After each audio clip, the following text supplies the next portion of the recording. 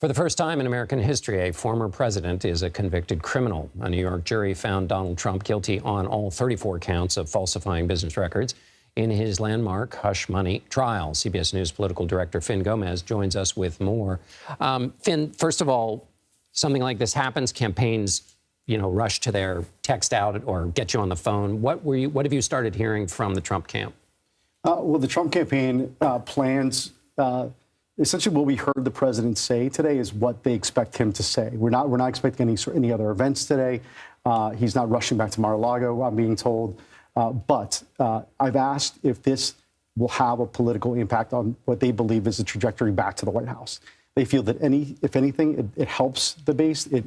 It pushes the base out there. The base is livid. They're fired up. They're falling into the narrative that we've heard Trump saying in and day out at 100 Center Street, that this is a witch hunt, that this is this is a political. There's been a political calculus underlying this whole operation. They feel it falls to that narrative. However, talking to the Biden folks or people close to the Biden campaign, they tell me that essentially their sense.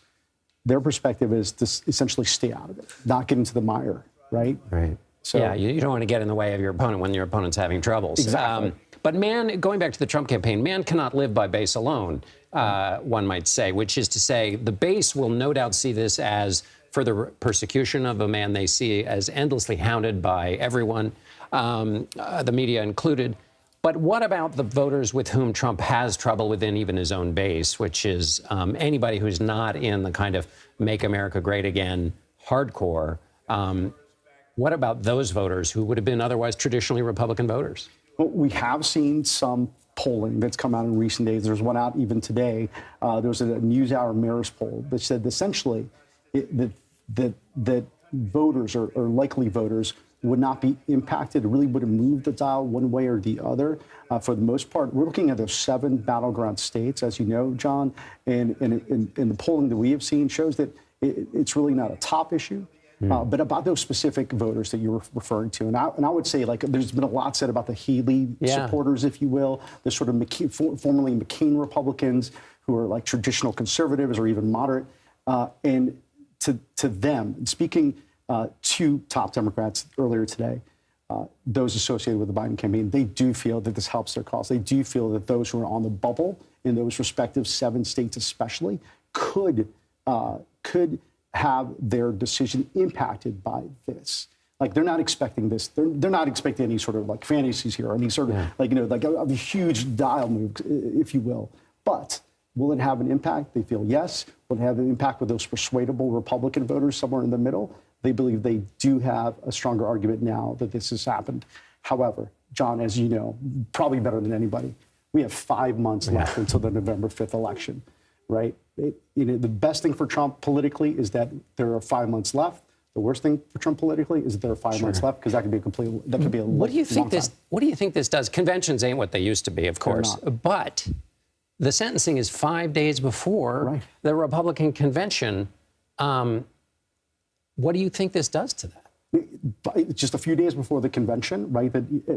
Just a few days before we were expected, or around the time, because they themselves said that we could hear who the vice presidential running mate will be around the convention, and just before the first debate that is happening. So we've never been here before, John. This is such an unprecedented place that we've been to, where I know we talked about it like ad nauseum now, but we've never seen this in American history. We now have never seen a convicted presumptive nominee of a major party who is leading in many polls that we've seen. In the Democratic Party, if this happened, there would be endless rounds of hand-wringing. I mean, there's lots of hand-wringing going on in the Democratic Party right now without a criminal conviction. That's more their way of doing things. Do you expect anything like that on the Republican side? There is, of course, the anti-Trump. We can name the members of the anti-Trump wing. Many of them are former or are on their way out the door because the party no longer is interested in them. But do you see this, being a convicted criminal, despite what the former president is saying, having any new germination inside the Republican Party for any leader or any member of the House or Senate who might think, well, maybe I'm going to, react to this other than purely being on the president's side? I think potentially, yes. To some degree, again, going back, not the base voter, not even some of these elected officials who are currently running. And as you know, there's a lot more territory now on the Senate side, if you will, Republicans running and trying to capture more seats in the Senate. Will this have an effect? Will this influence that voter? I think we have to wait to see how this, what this does. We did know, John, that just a few days ago, I did speak to some top Democrats who are close to the Biden campaign who were nervous, apprehensive about Trump standing in recent polls, apprehensive about the direction of the campaign.